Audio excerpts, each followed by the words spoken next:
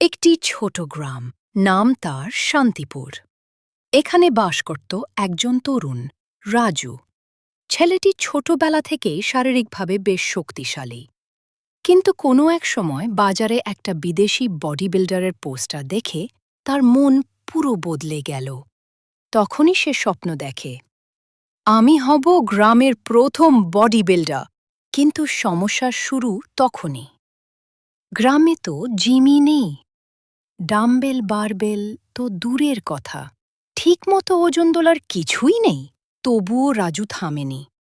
সে নিজের হাতে বানিয়ে ফেলল মাটির ডাম্বেল, বাঁশের বারবেল, পুরনো বালতির ভিতরে সিমেন্ট ঢেলে তৈরি করল ওজন। গরুর গাড়ি ঠেলাই ছিল তার লেগ প্রেস, আর পুকুরে সাঁতার ছিল তার কার্ডিও। ভোর ৫টায় উঠত, মুরগির ডাকের আগে ঘাম ঝরাতে মাঠে যেত।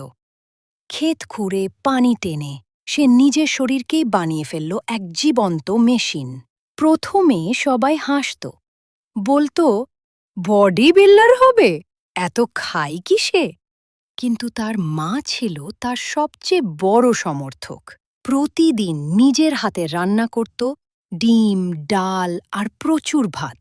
কয়েক বছর পরে সেই হাসি থেমে গেল। গ্রামে একটা ক্রীড়া উৎসব হল। সেখানে আয়োজিত হয় পুশ আপ চ্যাম্পিয়নশিপ। রাজু ১০০ জনকে হারিয়ে জিতে নেয় প্রথম পুরস্কার। এরপর জেলা পর্যায়ে বডি বিল্ডিং প্রতিযোগিতায় অংশ নেয় এবং সবাইকে চমকে দেয় তার দেশি পেশি দিয়ে। শেষমেশ রাজু শুধু গ্রাম না, পুরো জেলায় পরিচিত হয়ে যায় শান্তিপুর হাল্ক নামে।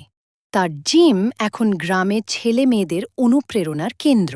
বার্তা: স্বপ্ন দেখার জন্য বড় শহরের প্রয়োজন নেই। সাহস, অধ্যবসায় আর মায়ের রান্না থাকলেই